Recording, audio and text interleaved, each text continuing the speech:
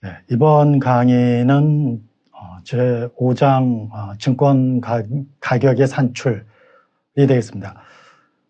우리가 그 현재 가치 개념, 화폐의 시간 가치에서 현재 가치 개념이 중요하다고 했는데, 그런 현재 가치 개념이 적용되는 분야가 이제 크게 세 가지로 구분이 됩니다. 그래서 첫 번째 증권 가격의 산출, 두 번째 실물 투자의 결정, 그리고 세 번째가 이제 기업 가치의 평가가 되겠는데요. 그 중에 이제 증권 가격의 산출에 해당하는 부분을 이번 강의에서 다루도록 하겠습니다.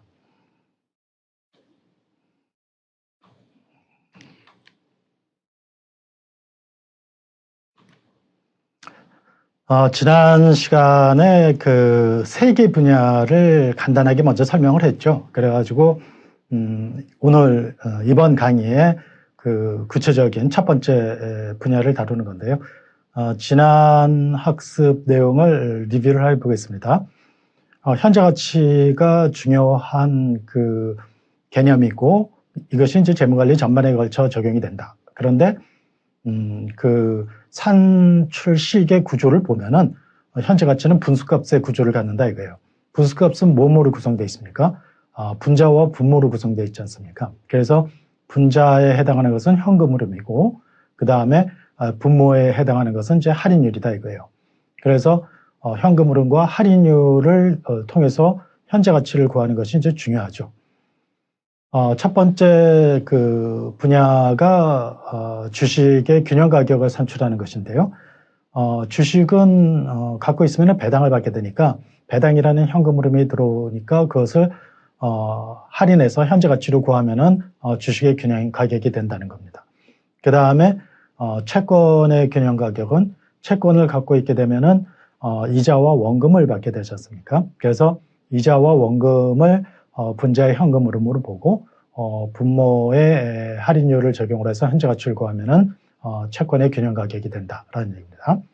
그 다음에 이제 실물 투자를 결정하는 것은 그 투자안의 가치가 얼마가 되느냐는 것이 중요한데, 그래서 실물 투자안의 가치는 투자를 함으로써 앞으로 들어오게 될 현금 흐름을 현재 가치로 산출하는 값이 된다 이거예요. 그러니까 내가 예를 들어서 통닭집을 운영을 한다. 그러면 이제 그 통닭집을 함으로써 앞으로 벌어들일 현금 흐름이 어떻게 될 것인가. 이거를 이제 그 분자에 넣고, 그 다음에 이것을 적절한 할인율로 현재 가치를 구하면은 그 통닭집이라는 실물 투자를 함으로써 그 투자의 가치가 얼마가 되는가를 산출할 수 있다는 뜻이죠. 그 다음에 기업의 가치. 기업의 가치는 그 기업이 벌어들이는 현금 흐름이 영업 현금 흐름이에요. 영업이익. 그래서 그거를 이자로 채권자에게 주고 나머지 순이익을 주주가 배당금으로 가져가는 거죠. 그래서 기업의 가치는 영업이익의 현재 가치다. 그런데 회계학에서는 이익이라는 것을 중요시하지만 재무관리에서는 그거를 현금 흐름으로 측정을 한다. 그래서 영업 현금 흐름을 현재 가치로 계산하면은 기업 가치가 된다라는 것이 그 지난 그 강의에서 다뤘던 내용이 되겠습니다. 그러면은 이번 강의에서 다룰 내용은 증권의 균형 가격이라고 그랬죠. 그래서 우리가 이제 가격이라고 얘기할 때 여러 가지 개념이 있는데, 균형 가격과 시장 가격, 이 두 가지를 분명하게 구별할 수 있어야 됩니다. 그리고 우리가 구하려는 것은 이제 주식의 균형 가격, 채권의 균형 가격이 되겠습니다. 그래서 그 주식의 균형 가격, 채권의 균형 가격을 구하고, 그 다음에 균형 가격과 시장 가격을 비교해서 우리가 투자를 해야 돼요, 이제. 그랬을 때 그 투자를 할 때에 그 균형 가격과 시장 가격을 비교해서 시장 가격이 저평가되어 있으면 이제 사고, 그렇지 않으면은 팔고, 이런데 이런 것을 기본적 분석이라고 합니다. 그래서 기본적 분석의 원리를 이해하도록 하겠습니다. 그래서 이제 그 학습 목차도 그 다음과 같이 이렇게 구성이 되어 있어요. 네 가지로. 첫 번째가 두 가지 개념의 가격. 우리가 이제 가격이라는 얘기를 많이 하는데, 그 가격에는 그 여러 의미가 있다. 그래서 그 용어도 여러 개가 있는데, 그것을 개념적으로 두 개로 구별할 수 있어야 된다는 겁니다. 그 다음에 주식의 균형 가격은 어떻게 구하느냐, 채권의 균형 가격은 어떻게 구하느냐, 구체적인 산출식을 다루도록 하겠고요. 그 다음에 기본적 분석의 원리를 설명하도록 하겠습니다. 이제 이 기본적 분석이라는 것은 가치 투자라고도 하는데 그것을 설명하도록 하겠어요. 그래서 그 두 가지 개념의 가격을 먼저 설명을 하겠습니다. 여기서 그 두 가지 개념이라는 것은 균형 가격과 시장 가격 두 가지를 얘기해요.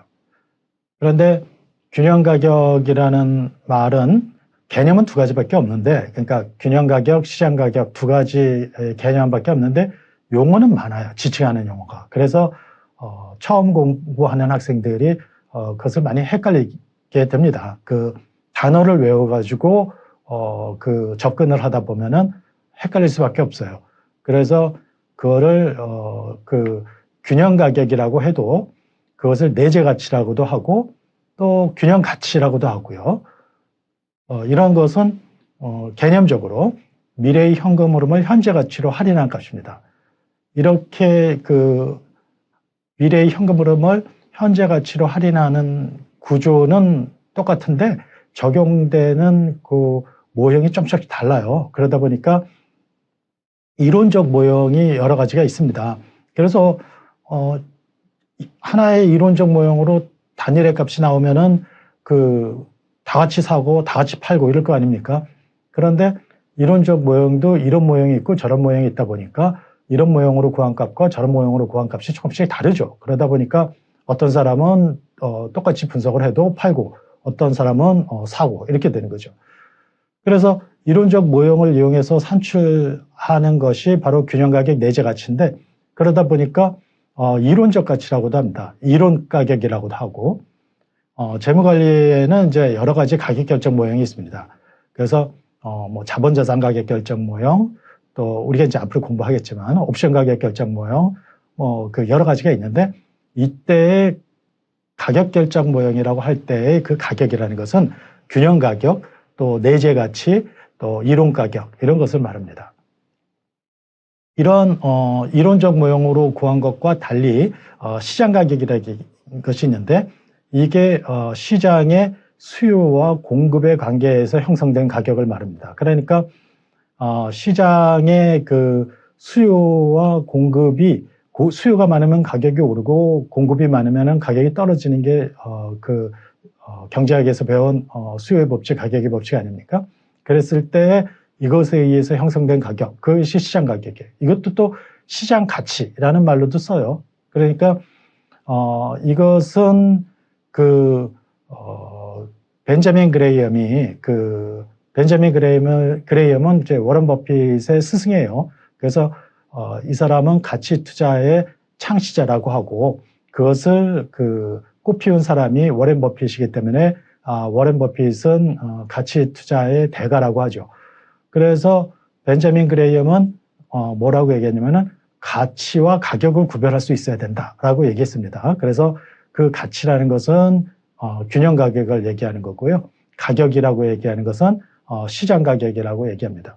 그래서 이 사람이 얘기하는 것은 그 1달러의 가치를 갖는 주식을 50센트 시장 가격으로 사는 것이 성공적인 증권 투자다라고 얘기를 했어요.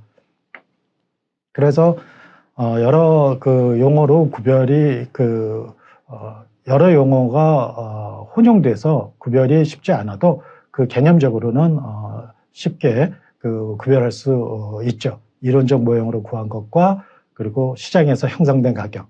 그런데 이제 문제는 시장의 수요와 공급의 관계에서 결정된 가격이 우리는 이제 시장 가격이라고 하는데 경제학에서는 이게 수요와 공급이 일치됐다고 해서 또 균형 가격이라고 해요. 균형 상태라고 해서.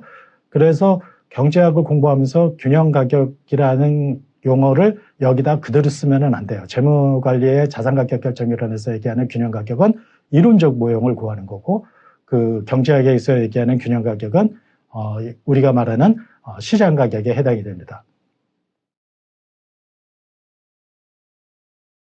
그런데 우리도 이제 또 균형 상태, 재무 이론에서도 균형 상태라는 말을 씁니다. 그것은 이제 이론적 모형으로 구한 그 균형 가격과 시장에서 형성된 가격이 딱 똑같다. 그러면 이제 균형 상태가 되는 거고요. 그렇지 않으면은 불균형 상태가 되는 거예요. 그러니까 만약에 불균형 상태가 된다면은 시장의 가격과 이론 가격, 균형 가격이 다르니까 여기서 투자 기회가 생기는 거예요. 왜냐하면은 삼성전자가 지금 시장에서 뭐 6만 원이다. 그런데 내재 가치를 구해보니까 8만 원이다. 그러면은 시장이 저평가된 거 아니에요? 이 상태는 불균형 상태예요. 그런데 시장에서 형성된 가격도 8만 원이다. 이러면은 이제 그거는 균형 상태가 되는 거죠. 그런데 만약에 8만 원의 균형 가격인데 시장에서는 6만 원에 거래되고 있다. 그러면은 그 싸게 거래돼 있으니까 사는 거죠. 그럴 때에 만약에 6만 원 주고 샀다가 8만 원이 되면은 이제 그렇게 해서 사게 되면은 수요가 늘어나니까 가격이 상승을 한단 말이에요. 그래가지고 시장 가격이 8만 원이 된다. 그러면 이제 8만 원 균형 가격과 시장 가격 8만 원이 일치하게 되니까 이제 균형 상태로 가게 되는 거죠. 그러면은 불균형 상태에서는 그런 불균형 상태를 파악을 해서 거래를 해서 차익을 얻는데 그거를 이제 차익 거래라고 해요. 그래서 이거를 재정 거래라고 또 합니다. 아비트리지라고 한다. 아비트리지. 만약에 시장 가격보다 균형 가격이 크다. 그 얘기는 시장 가격이 저평가된 거죠. 그럴 때는 매입해서 두 가격의 차이만큼을 이익으로 얻는 거죠. 그래서 그거를 8만 원의 균형 가격인데 6만 원에 사들여서 갖고 있으면은 그게 8만 원이 되니까 팔아가지고 2만 원의 이익을 얻는다 이거죠. 그런데 시장 가격이 균형 가격보다 큰 경우가 있습니다. 그러면은 이거는 시장 가격이 고평가된 건데 이거는 곧 그 가격이 떨어지게 되는 거죠. 그러면은 가지고 있는 예를 들어서 삼성전자의 내재 가치를 내가 이론적 모형으로 구했더니 8만 원이에요. 근데 시장에서는 9만 원에 형성돼 있다고 봅시다. 그러면은 불균형 상태죠. 그러면은 이 주식을 팔아요. 그러면 내가 이제 9만 원이 생기지 않습니까? 그러면은 팔면서 공급이 늘어나니까 주가가 떨어져서 8만 원으로 내려온단 말이에요. 그러면 다시 주식을 사서 8만 원에 돈이 나가니까 9만 원에서 8만 원의 돈이 나가면 만 원이 생기니까 그 만 원만큼의 가격 차이가 생기는 겁니다. 그런데 만약에 나는 고평가된 것을 알고 있는데 9만 원 내가 이론적 모형으로 구했더니 8만 원인데 시장에서는 9만 원이 돼 있다. 그러면은 내가 이거를 팔아서 9만 원을 확보해 놓고 나중에 다시 만 원이 되면은 8만 원이 되면은 다시 사면 되지 않냐 이렇게 할 수 있다고 그랬잖아요 지금. 그런데 내가 주식을 갖고 있는 게 없어요. 그럼 어떻게 합니까? 그게 바로 이제 공매예요. 공매. 그러니까 내가 주식을 빌려요. 그래서 팔아요. 주식을 빌려서 파는 거를 공매라고 합니다. 그래서 주식을 없는 상태에서 파니까 일단은 9만 원의 현금이 나한테 들어오죠. 그런데 9만 원의 현금이 들어와도 주식 하나를 빌린 상태인 거죠. 그럴 때 주가가 떨어지면은 8만 원으로 떨어지면은 주식을 다시 사요. 그래가지고 8만 원에 사는 거죠. 그래가지고 산 주식을 빌린 주식으로 갚는 거예요. 그게 이제 공매를 상환하는 거죠. 그러면은 나는 처음부터 주식이 없었으니까 주식이 없는 상태로 되면서 그대로 그러면서 주식을 통해서 만 원의 차익을 얻게 되는 거죠. 그게 공매가 되겠습니다. 그러니까 공매를 통해서도 가격 차이를 이용해서 재정 거래를 할 수가 있다 이겁니다. 이제 공매는 투자자 입장에서 주식을 빌려서 파는 거고요. 그 다음에 누군가 빌려줘야 될 거 아니에요? 그러니까 증권회사가 그 주식을 빌려줘요. 그런데 주식을 빌려주면은 그 증권회사 입장에서는 빌려줬다라고 해서 그 임대할 때 대자 있지 않습니까? 이 대주라는 걸 써요. 대주. 그러니까 주식을 빌려줬다라는 거죠. 그 투자자 입장에서는 주식이 없는데 매도했다. 그래서 공매라고 해요. 그러니까 이게 공매는 주식을 빌려서 파는 사람의 입장에서 하는 얘기고, 대주는 주식을 빌려주는 증권회사의 입장에서 하는 얘기예요. 우리가 이제 그 증권시장이 그 많이 불공정하다, 뭐 기울어진 운동장이다, 그 개인 투자자에게 이런 얘기를 하지 않습니까? 이게 바로 그것 중에 하나예요. 공매를 증권회사들이 개인에게는 안 빌려줘요, 주식을 잘. 그렇지만 기관 투자자들에게는 빌려준단 말이에요. 그러니까 만약에 삼성전자가 지금 10만 원이다. 근데 내가 분명히 볼 때 이거는 고평가됐다. 그러면은 나는 주식을 공매해서 이익을 이론적으로는 얻을 수 있는데 빌려주는 증권회사가 없으니까 그거를 이용을 할 수가 없는 거죠. 근데 기관 투자자들은 그런 걸 빌려서 팔고 그런단 말이에요. 그러니까 불공정하다라는 얘기를 하는 거죠. 아무튼 그 주식 시장의 그러니까 증권의 균형 가격과 시장 가격을 비교해서 재정 거래를 할 수 있다라는 얘기를 했고요.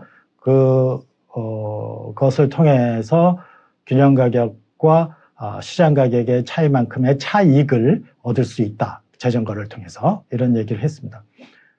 그러면은 삼성전자의 주식 가격이 얼마냐? 그거는 증권시장에서 바로 확인할 수 있어요. 여러분들이 뭐 인터넷으로 검색을 해도 금방 지금 시장 가격이 얼마인지를 알 수 있어요. 그런데 그것이 고평가된 거냐 저평가된 거냐를 어떻게 하냐면은 내가 이론적 모형으로 내재 가치를 구해내서 알 수 있는 거죠. 그 비교 기준이 있어야 될 거 아닙니까? 그 시장 가격이 고평가된 건지 저평가된 건지를. 그러기 위해서 주식의 균형 가격을 구해야 되는데 가장 많이 쓰는 방법이 이제 배당평가 모형이에요. 그러니까 주식을 보유하게 되면 앞으로 배당을 받게 되니까 이 배당의 현재 가치를 구하면은 주식의 균형 가격이 된다라고 보는 모양이죠. 그래서 이 배당평가 모형을 배당을 이제 영어로 dividends라고 하죠. 그러니까 dividends valuation model이라고도 하고 배당 할인 모형, dividends discount model이라고도 하죠. 그래서 이거는 내가 만약에 그 주식을 무한히 갖고 있지 않을 거다. 나는 중간에 처분할 건데 어떻게 무한히 들어오는 그 배당의 현재 가치로 주식의 균형 가격을 구하느냐. 이렇게 해도 그렇게 생각할 수 있는데 그래도 상관이 없어요. 왜냐면은 내가 3년 동안 보유하고 팔 거다라고 하면은 3년 동안의 배당을 받지 않습니까? 그리고 3년 후 시점에서 그 주식을 처분하는 가격을 받을 거 아니에요. 그랬을 때 3년 후에 주식 처분 가격은 4년 후, 5년 후, 6년 후 이후에 들어오는 배당의 현재 가치란 말이에요. 또 그러니까 그 3년 후에 처분 가격의 현재 가치는 4년 이후에 들어오는 배당의 현재 가치랑 똑같단 말이에요. 그래서 결국 투자자가 내가 어느 정도의 기간을 보유하고 팔 거냐는 거는 신경 쓰지 말고 그냥 무조건 배당의 현재 가치로 주식의 균형 가격을 구하면 된다라고 이해를 하면 됩니다. 그리고 또 하나, 그 주식은 그 기업이 발행하는 그 증권이잖아요. 그런데 그 주주가 주식을 팔지만 않으면은 배당을 무한히 갖고 있게 돼요. 왜 무한히 받게 되냐? 그거는 우리가 처음부터 가정을 반증이 없으면은 기업은 무한히 계속된다는 계속기업의 가정을 전제로 했지 않습니까? 그래서 영구연금의 현재 가치를 구하는 방식으로 그 배당 평가 모형을 적용을 한다라고 이해를 하면 되겠습니다.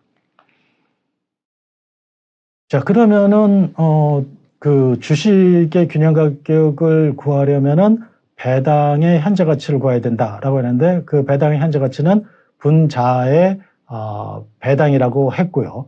그러면 할인은 어떻게 하냐? 할인율. 그 할인율은 그 주식 수익률이에요. 주식 수익률. 그 주식 수익률이라는 것은 뭐냐면 그 주식을 사면은 앞으로 받게 되는 수익률이에요. 그 주식 수익률이라는 것은 현재에서 미래 시점을 향해서 보는 개념이죠. 우리가 그 화폐의 현재 가치에서 미래 가치를 구할 때는 똑같은 이자율이라도 수익률이라고 한다 하지 않습니까? 그러니까 이 주식 수익률이라는 말이 미래의 가치의 개념이지만 그것을 현재 가치를 계산할 때 할인율로도 쓸 수 있다라고 했지 않습니까? 그래서 주식 수익률은 그러면은 삼성전자의 주식 수익률하고 현대차의 주식 수익률하고 대우조선의 주식 수익률이 다 똑같냐? 다 다릅니다. 왜 다르냐면은 그 회사들마다 위험이 다르잖아요. 그러니까 그 위험을 고려해서 우리가 주식 수익률을 구해내야 돼요. 그러니까 여기서 말하는 주식 수익률이라는 것은 현재 주가를 주식 기준으로 사서 산출한 수익률이 아니고 이 회사가 가지고 있는 위험을 감안해서 이론적 모형으로 구해낸 기대 수익률을 말하는 거예요. 왜냐면은 배당은 확실하게 주는 게 아니잖아요. 그러니까 줄 수도 있고 상황이 안 좋으면 안 줄 수도 있고 주는 금액도 들쑥날쑥하고 이렇단 말이에요. 그런 위험을 감안해서 그 기대 수익률을 산출해야 되는데 바로 위험이 크면은 기대 수익률이 커져요. 그래서 주가는 낮아져요. 우리가 주식 가격을 배당을 할인해서 이렇게 구한다고 해줬습니까? 그럴 때 위험이 크면은 기대 수익률이 커져요. 기대 수익률이 커진다는 것은 요 분수값의 구조에서 분모가 커지는 거죠.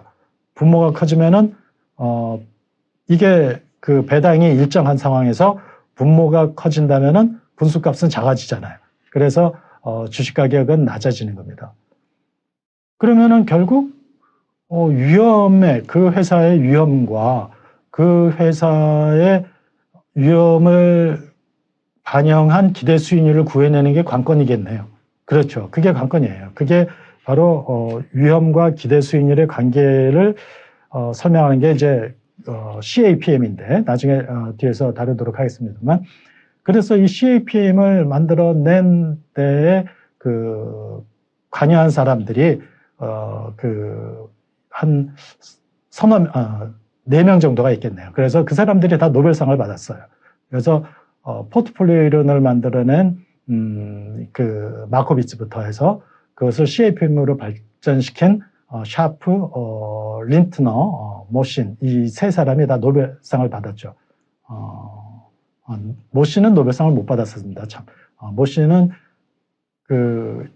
노벨상을 받기 전에 세상을 떠났어요. 근데 노벨상은 살아있는 사람한테만 주는 상입니다. 그래서 그 사람은 노벨상을 못 받았는데, 아무튼 이런 위험과 기대 수익률의 관계를 구해내는 CAPM 모형이, 그래서 뒤에서 굉장히 큰 덩어리로 공부를 하게 됩니다. 그래서 배당을 현재 가치로 구한 것이 주식의 균형 가격이고, 그리고 그 주식의 균형 가격을 구하기 위한 할인율은 주식 수익률이다. 그 주식 수익률은 위험을 감안한 관계식을 통해서 구하는데 바로 그게 CAPM이다라는 얘기입니다. 자, 그렇게 해서 할인율까지 알게 되면은 삼성전자의 배당을 삼성전자의 주식 수익률로 할인해서 현재 가치를 구하면은 균형 가격이 만들어진단 말이에요. 그랬을 때 투자 결정을 어떻게 하냐? 바로 기본적 분석이 되는데, 그것이 1단계에서 배당의 현재 가치로 주식의 균형 가격을 구합니다. 그렇게 구했더니 이게 6만 원이 됐다 이거예요. 그런데 균형 가격을 시장 가격과 비교한다. 시장 가격이 예를 들어 뭐 4만 원이다 라고 하면은 그 고평가 시장 가격이 저평가된 거죠. 그러니까 4만 원이었던 게 6만 원으로 오를 테니까 내가 4만 원에 샀다가 6만 원이 되면 파는 거죠. 그 반대의 경우도 그대로 성립을 하죠. 그래서 이런 기본적 분석이 바로 주식의 가치를 산출해서 가격과 비교한 후 투자를 한다고 해서 이거를 가치 투자라고 한다 이거예요. 기본적 분석. 우리가 이제 증권 투자론에 가면은 기본적 분석과 기술적 분석이 두 개로 나눠져 있습니다. 그래서 기본적 분석은 이렇게 지금 얘기한 것처럼 구해내는 거고요. 기술적 분석이라는 것은 여러분들 자주 보는 그 차트 있죠. 그 차트를 보면서 이 시점에서 팔고 저 시점에서 사고 뭐 이런 거를 결정하는 게 이제 기술적 분석이 되어 있습니다.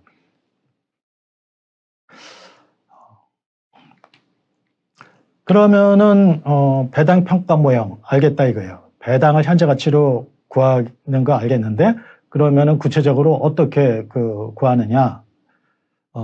가장 쉬운 것이 이제 제로 성장 모형이에요. 제로 성장 모형은 그 배당이 일정한 금액으로 지급된다는 거예요. 그러니까 계속 기업을 전제로 영구연금의 현재 가치 모형을 통해서 주식의 균형 가격을 구하는데 가장 단순한 형태로 매년 똑같은 금액을 배당으로 받는다고 가정하는 거예요. 이것을 제로 성장 모형이라고 한단 말이에요. 우리가 화폐의 시간 가치에서 현재 가치를 구할 때 무한등비급수를 이용을 해서 무한히 계속되는 연금의 현재 가치를 구했지 않습니까? 그게 이제 무한연금의 현재 가치예요. 그랬을 때 구한 게 바로 이거였죠. 그래서 D 나누기 R, 그러니까 뭐 D를 R로 나눠서 주식 균형 가격을 구한다라는 건데, 예제를 간단하게 봐요. 매년 5,000원씩 배당을 주는 주식이 있어요. 그러면은 이 주식의 균형 가격이 얼마냐 이거예요. 그러면은 분모는 이제 5,000원이 될 거고 무한히 5,000원을 준다고 했으니까. 그런데 할인율이 10%라지 않습니까? 여기서 이제 10%를 줬어요. 할인율을. 여기는 이제 기초 단계이기 때문에 할인율을 줘요. 그래가지고 여러분들이 그 모형에 대한 계략적인 이해를 하고 나중에 뒤로 가면은 이 할인율을 네가 직접 구해라 이래요. 그래서 그 CAPM을 공부하면서는 위험과 할인율의 관계식을 통해서 할인율을 구해야 됩니다. 근데 여기서는 그냥 주어진 걸로 이렇게 구합니다. 그래서 이게 5만 원이 됐어요. 5만 원. 그러면 이 5만 원이 바로 이 주식의 균형 가치예요. 그런데 시장 가격이 시장에서 형성된 가격이 4만 5천 원입니다. 그러면 내가 지금 4만 5천 원에 살 수 있다는 거죠. 그래서 이게 4만 5천 원이 시장 가격인데 저평가된 거죠. 5만 원짜리가 4만 5천 원에 거래되니까. 그러니까 매수를 해야죠. 매수를 해가지고 만약에 매수를 하게 되면은 4만 5천 원에 매수를 하는데 이게 나중에 5만 원이 되니까 그때 팔면은 5천 원의 차익을 얻을 수 있다라는 거죠. 단순한 형태예요. 아주 구조를 이해시키기 위해서 먼저 단순한 형태로 공부를 하고 그 다음에 그걸 조금씩 현실화시키면서 이제 어려워지는 거예요. 우리 대부분 공부가 그래요. 처음에는 저게 말이 되냐 이렇게 생각이 되지만 그거를 단계별로 이제 조금씩 현실화시키면서 어렵게 만드는 거죠. 그러면서 내용을 더 깊이 있게 공부를 하는 거예요. 이거는 가장 단순한 형태예요. 왜냐? 어떻게 삼성전자 주식이 안정된 주식이라고 해도 그렇게 5천 원씩의 금액을 똑같이 하냐? 말이 안 되죠. 그러니까 대개는 배당이 좀씩 증가를 해요. 왜냐하면 회사들이 다 성장을 해나간단 말이에요. 우리 월급도 뭐 안 오른다 해도 조금씩은 오르잖아요. 물가도 조금씩 오르는 것처럼. 그래서 현실적으로는 조금씩 오르는 거를 반영을 해야 되지 않냐. 이래가지고 나온 것이 이제 성장을 반영하는 모양이에요. 그거를 일정 성장 모형이라고 해요. 그러니까 일정 성장 모형은 아까 제로 성장 모형은 뭐 제로 그로스 모델이라고 하고 일정 성장 모형은 컨스턴트 그로스 모델이라고 그래요. 컨스턴트 그로스 모델. 왜냐하면 이거는 컨스턴트 하다는 거는 성장률이 일정하다는 거예요. 성장률이. 그러니까 제로 성장 모형보다는 좀 더 현실적이죠. 매년 배당이 증가한다. 근데 증가하는 것도 막 들쑥날쑥 막 이렇게 증가하면은 계산하기가 복잡하니까 요거를 스무스하게 이렇게 해서 일정한 비율로 증가한다고 가정을 해서 공부하는 거. 그게 이제 바로 일정 성장 모형. 그래서 컨스턴트라는 말을 이제 항상 성장 모형이라고도 해요. 그래서 항상 성장 모형이라는 것은 여러분들이 always라는 뜻이 아니라 항상이라는 것은 constant하다는 거예요. 그러니까 일정하다는 뜻이 있어요. 경제학에서 왜 항상소득가설이라는 말 들어봤습니까? 경제학 경제원론 정도를 재무관리는 경제원론 정도를 공부하고 하는 게 좋아요. 근데 거기에 보면 이제 소비를 결정하는 게 뭐냐 할 때 이제 항상소득이 그러니까 항상 벌어들이는 일정한 소득이 결정을 한다. 뭐 이런 얘기가 있습니다. 그때 얘기하는 항상이에요.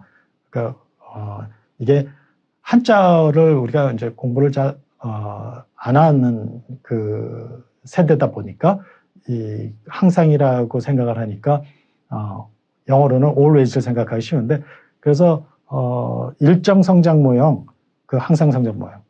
그러니까 증가율이 일정하다. 예를 들어 2%씩 증가한다. 매년. 이런 식으로. 그러니까 이 증가율이 2%라는 거지. 2% 이렇게 올라가는 게 이런 얘기입니다.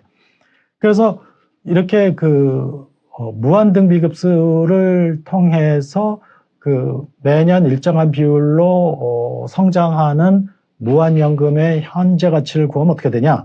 이거 우리 그때 했었는데 P0는 D 나누기 R-G였어요. 이게 바로 항상 성장 모형이었습니다. 일정 성장 모형. 그럴 때 R은 할인율이에요. G는 증가율이고. 그러니까 이 식을 보면은 R은 G보다 항상 커야죠. 그죠? R보다 G가 더 크게 되면 이게 음수가 되지 않습니까? 그러면은 정의가 안 되죠. 그래서 R보다는 G가 작아야 돼요. 현실적으로는 G가 더 클 경우도 있어요. 그렇지만 그게 계속되진 않아요. 그건 이제 또 고속 성장 모형이라서 좀 더 복잡하게 공부를 하게 되는데, 여기서는 성장률이 할인율보다는 작다라는 가정으로 도출된 일정 성장 모형을 공부하겠습니다. 예제를 보죠. 올해 말 5,000원을 배당하고 매년 2%씩의 배당금을 증가시켜 준대요.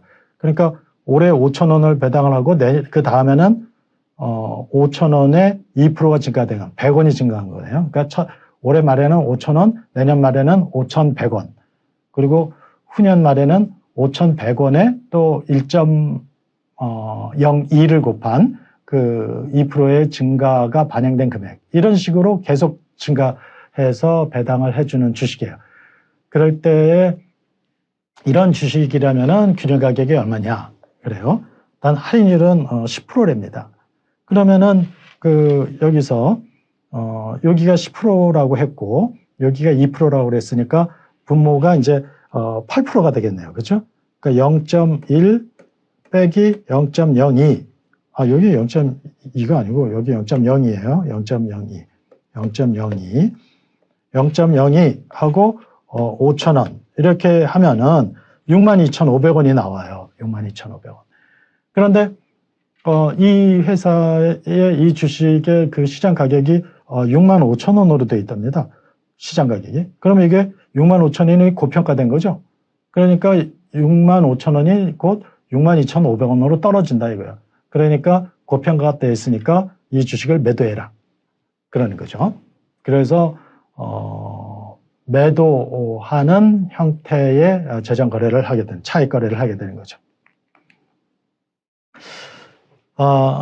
그 아까 얘기했던 그 고속 성장 모형이라는 거는 그 좀 더 그 깊이가 있는 거니까 그거는 이제 이렇게 생각을 하면 돼요. 다시 그 앞에 가서 보면은 그 R보다 G가 작아야 된다. 일정 성장 모형을 쓰려면은. 그런데 R보다 G가 큰 경우, 고속으로 성장하는 경우, 급격히 성장하는 경우가 있는데 급격히 성장하는 게 계속 갈 수는 없다. 왜냐면은 그 경쟁 기업도 출연을 하고 그래서 그 증가율이 유지되지 않기 때문에 결국에는 일정 성장 모형을 쓰게 된다. 이러면은 이제 급속히 성장하는 그 기간 동안에 현재 가치를 따로 구하고 그 다음에 거를 또 일정 성장 모형과 합쳐서 이렇게 응용을 해서 구할 수 있는데 그거를 이제 고속 성장 모형이라고 한다 이거예요. 그런데 그 주식의 균형 가격을 구하는 방법은 아까 얘기한 이런 그 배당 평가 모형, 그것은 미래에 들어올 현금 흐름을 현재 가치로 구해서 산출하는 거예요. 그러니까 그거는 미래에 들어오는 현금 흐름을 소득으로 보고 그거를 현재 가치로 구한다고 그래요. 그래서 그거를 현금 흐름 할인법이라고 그래요. 우리가 재무관리의 대부분은 이런 현금 흐름 할인법을 적용을 합니다. 할인법. 그래서 이 현금 흐름이 들어오는 것이 이제 소득이라고 봐서 그 미국 그 평가사회라는 데에서 그 평가 기법을 제시한 것 중에서 소득접근법이라는 게 있는데 그것이 바로 우리가 공부하는 현금 흐름 할인법하고 같은 거예요. 그러니까 이건 이제 DCF라고 그래요. Discounted Cash Flow Method. 이건 소득접근법이에요. 그런데 이렇게 기본 원리는 이렇게 구하지만 현실적으로 다른 회사의 비슷한 다른 회사의 주식 가격은 얼마가 되어 있나 그거를 참조해서 구해내는 방법도 있습니다. 그것이 바로 여기서 설명한 상대가치 평가 모형이에요. 상대가치 평가 모형. 여기서 말하는 상대가치 평가 모형. 이거는 시장에서 다른 회사의 주가는 얼마가 되어 있는가 이거를 참조해서 하기 때문에 미국 평가사회에서는 이거를 시장접근법이라고 했어요. 시장접근법. 그러니까 시장접근법 미국 평가사회 AAA라고 하는데 그 회에서는 그 시장접근법이라고 얘기한 것은 우리 재무관리에서 공부하는 상대가치평가 모형이고요. 그 미국 평가사회에서 소득접근법이라고 얘기하는 것은 현금흐름 할인법이. 이론적으로는 이게 제일 중요해요. 현금흐름 할인법이. 그런데 요 방법도 가끔 써요. 상대가치평가 모형. 그래서 다른 회사의 비슷한 주식 가격을 참조해서 우리가 구하는 건데, 재무 분석 기법정에서, 우리 시장 가치를 주가를 이용해서 주가 관련 비율을 구한 것 중에 이런 게 있어요. 퍼라는 게 있잖아요. 퍼는, 뭔가요? Price Earning Ratio예요. 그러니까 price 위에 P 그리고 밑에는 earning EPS. 그러니까 이익. 그래서 EPS로 주식 가격을 나눈 걸 퍼라고 합니다. 그러니까 예를 들어 삼성전자가 6만 원이다. 그런데 삼성전자의 일주당 순이익은 5천 원이다. 그러면 6만 원 나누기 5천 원 해서 12배. 이게 이제 퍼가 되는 거예요. 퍼. 그러니까 퍼는 순이익의 몇 배 수준으로 주가가 형성되어 있느냐 하는 걸 얘기하는 거죠. 그런데 여기서 보면 요 식을 그대로 보면은 P를 EPS로 나눠서 퍼를 구했는데 요 식에서 우리가 이제 구하려고 하는 건 P잖아요. 그러니까 P에 대해서 정리를 해보자 이거예요. 이거를 P에 대해서 정리하면은 PER에다가 EPS를 곱하잖아요. 그러니까 여기에 바로 이렇게 나오는 거예요. PER에다가 EPS를 곱한 값으로. 그러면은 만약에 이 펄을 현재 주가를 가지고 산출한 펄을 그대로 쓰게 되면은 당연히 이게 다시 똑같은 값이 되겠죠. 그러니까 그냥 순환이 되잖아요. 그 현재 주가 6만 원을 5천 원으로 나누면 12배가 되지 않냐. 주가를 구하고 싶다. 그럼 5천 원 곱하기 퍼 12를 곱하면 6만 원이 되잖아요. 또 그러니까 이렇게 그 뺑뺑이로 도는 게 아니라 요때 퍼를 이 실제 주가로 구한 퍼를 쓰는 게 아니고 이 그 다른 기업의 또는 어떤 비교 기준이 되는 퍼를 써요. 그러니까 가장 많이 쓰는 게 산업평균이에요. 산업평균. 그래서 산업평균의 퍼를 여기다 적용을 해보면은 이 정도 5천 원의 순이익을 낸 회사의 주가는 얼마가 될까를 알 수 있다 이거예요. 대략.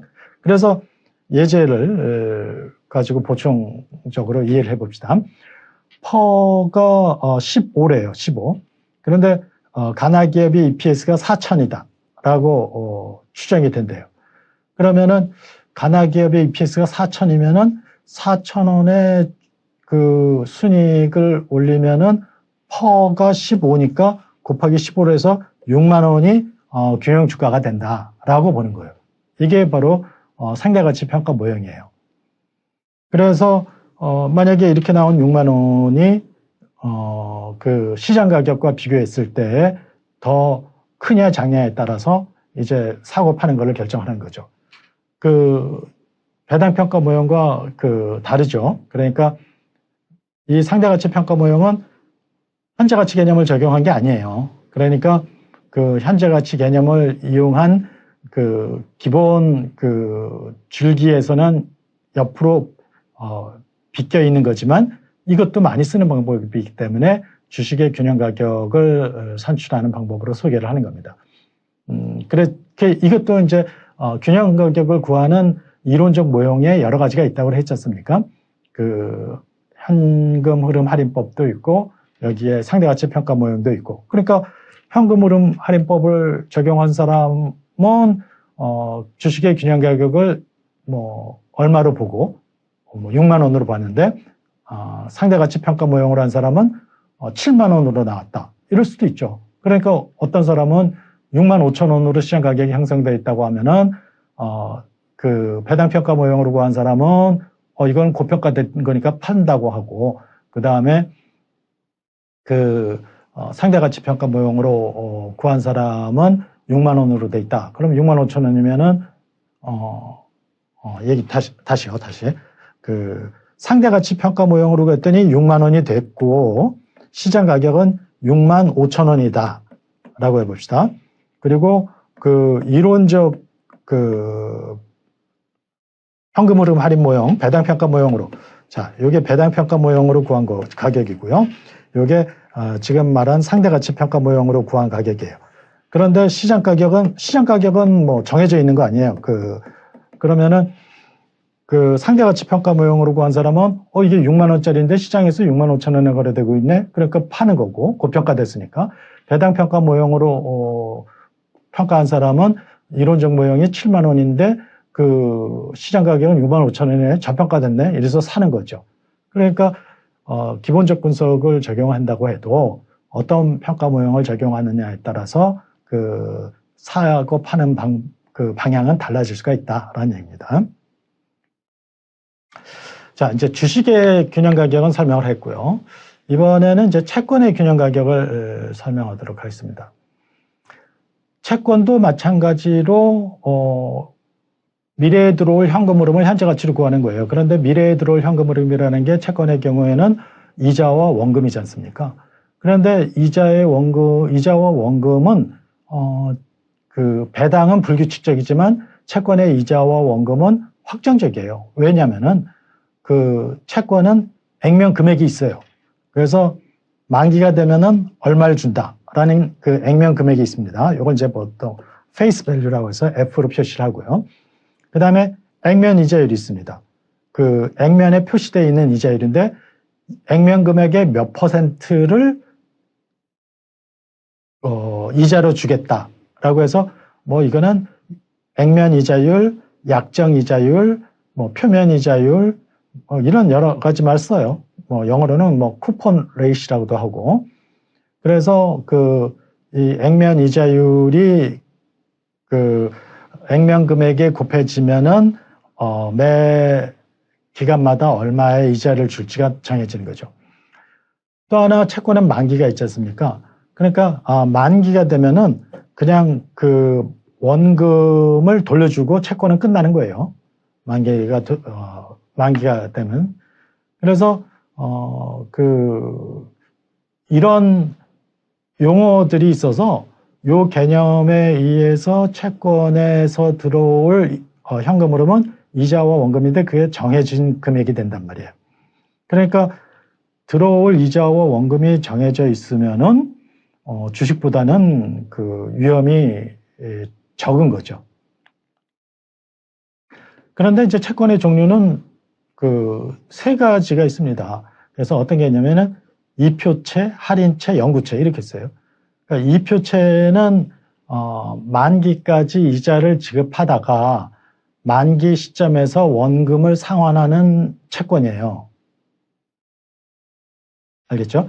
그러니까 만기가 3년이다. 그러면 매년 그 이자를 3년 동안 줬다가 만기에 가서 원금을 상환하는 채권. 그게 이표채라고 그래요.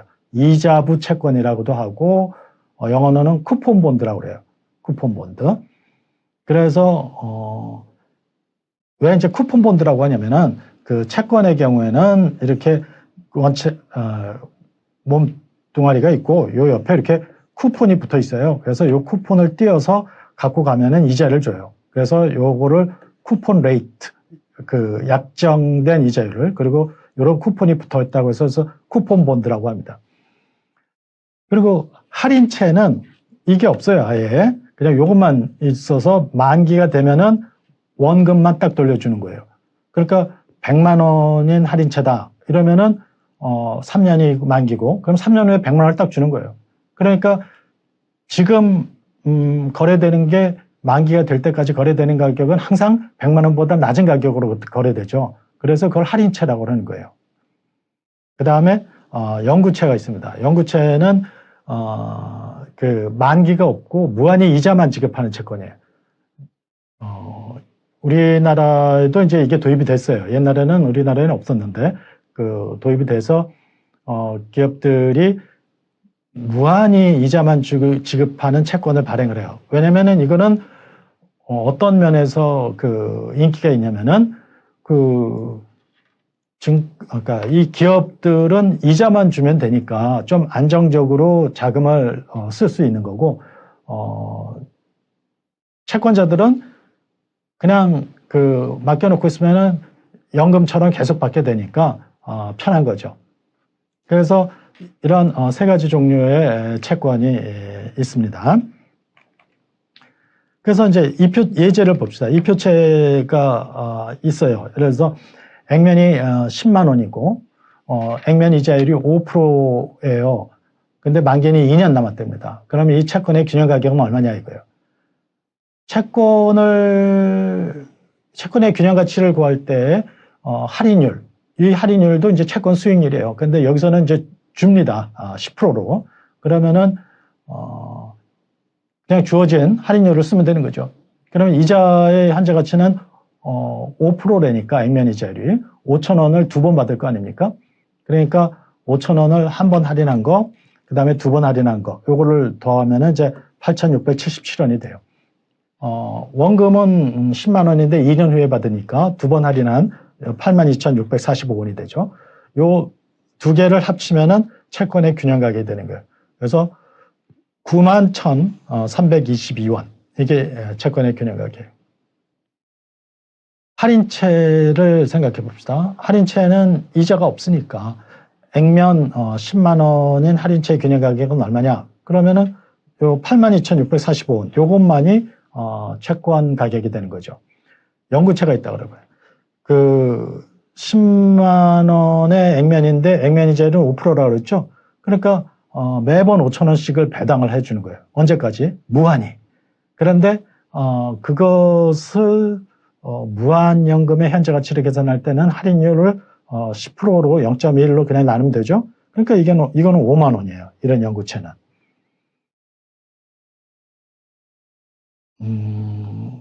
그러니까 채권의 균형 가격을 구할 때의 현금 흐름은 이표채, 할인채, 연구채에 따라서 그 채권의 형태에 따라서 달라진다는 얘기고, 그것을 할인해서 현재 가치로 구하면 된다는 얘기가 바로 채권의 균형 가격을 구하는 방법입니다. 그 다음에 채권의 균형 가격을 구하기 위해서는 주식의 균형 가격을 구할 때 할인율을 주식 수익률로 구하는 것처럼 채권도 채권 수익률로 구해야 됩니다.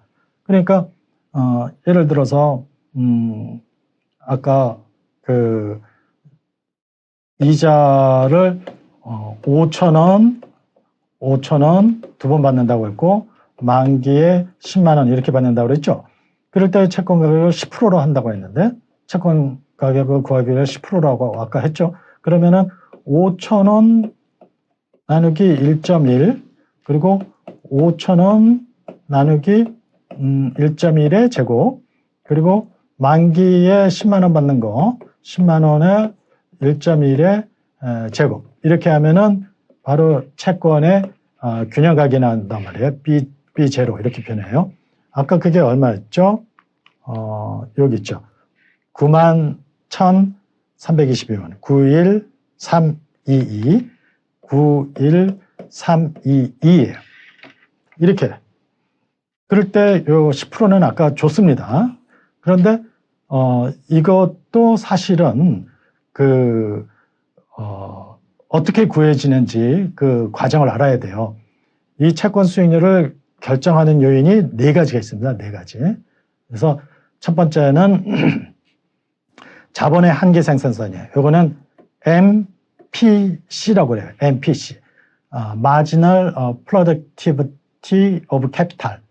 그러니까 마지막 한 단위의 그 자본이 벌어들이는 수익률 그거예요. 예를 들어서 투자 기회가 굉장히 많아요. 그러면은 제일 좋은 거는 수익률이 30%도 나올 수 있고 20%도 나올 수 있어요. 근데 그런 거 다 하고 맨 마지막에 이제 할 것이 하나밖에 안 남았다. 할 만한 게. 그게 해보니까 3%다. 그럼 3%가 바로 자본의 한계 생산성이에요. 그러니까 실물 투자에서 얻게 되는 마지막 자본이 벌어들이는 수익률. 그게 MPC예요. 그러면은 그 수익률이 크면 클수록 채권 수익률, 이 채권 수익률은 금리인데 그거는 커지죠. 내가 만약에 경기가 좋으면은 사업을 해서 잘 되잖아요. 그럼 사업을 다 해서 잘 되면은 사업하는 사람들이 높은 금리를 부담하고도 투자를 한단 말이에요. 그러니까 MPC가 높으면은 그 채권 수익률도 높아져요. 또 물가 상승률이 또 결정을 합니다. 물가 상승률이 높으면은 채권 수익률도 높아져요. 물가 상승률이 높아지면은 사람들이 그 예금을 잘 안 하고 금이나 현물 자산을 살려고 한단 말이에요. 그러면은 은행에서 그 금리를 높여줘야 그 자금을 유치할 수 있지 않겠어요? 회사도 채권을 발행을 해서 돈을 끌어모으려면은 물가 상승률보다는 높게 해줘야죠. 그래서 물가 상승률이 높으면은 역시 채권 수익률이 높아져요. 또 만기가 길면은 채권 수익률이 높아집니다. 왜냐면은 만기가 길면은 그때까지 어떤 일이 생길지 모르잖아요. 그래서 위험이 크다고 봅니다.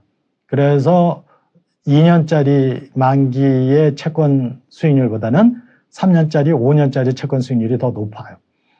또 채무불이행 위험은 뭐냐면은 채권을 발행하는 주체가 그 채무를 못 갚을 가능성이 높아지면은 채권 수익률이 높아져요. 국가가 발행하는 채권은 그 수익률이 낮아요. 그렇지만 그 부실 기업이 발행하는 채권 수익률은 굉장히 높아요.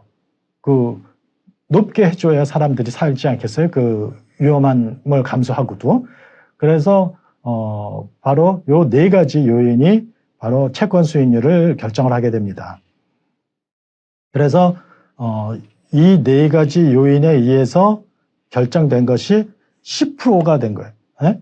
그래서 그 10%로 미래에 들어올 5,000원, 10만 원의 현재 가치를 구했더니 요 91,322원이 된 거예요. 이게 균형 가격이에요. 균형 가격. 그런데 시장에서 이 채권이 실제로 91,322원이냐? 그거는 그럴 수도 있고 아닐 수도 있어요. 만약에 그렇게 되면은 균형 상태인 거고 아니면 불균형 상태가 된 거죠. 만약에 시장 가격이 8만 원이다라고 해봐요. 그러면은 그 8만 원이라고 하면은 이때의 채권 수익률은 10%보다 크겠어요, 작겠어요? 당연히 크죠. 채권 가격이 낮으니까. 만약에 뭐 8만 원을 놓고 실제로 계산해 보면 알겠지만 더 커요. 근데 더 큰 값을 지금 모르니까 예를 들어 약 15%라고 합시다. 가정으로. 그러면은 이건 가정한 거예요. 괜히 또 계산해 보고 맞다 틀리다 이렇게 헷갈리지 말고 이건 그냥 15%라고 가정을 해봐요. 그러면은 이 15%는 이 8만 원에 사서 얻을 수 있는 시장 수익률인 거죠. 시장 수익률이에요. 요 10%라는 것은 요 네 가지 요인에 의해서 결정된 균형 수익률이고 그 균형 수익률을 여기다 넣어서 균형 가격이 나온 거죠. 알겠죠? 그래서 이제 정리를 해봅시다. 현재 가치로 구한 값은 균형 가격, 시장 수급으로 형성된 가격은 시장 가격이라고 한다. 균형 가격과 시장 가격이 같으면 균형 상태고 다르면 불균형 상태라고 한다. 주식의 균형 가격은 배당의 현재 가치로 구하고 채권의 균형 가격은 이자와 원금의 현재 가치로 구한다.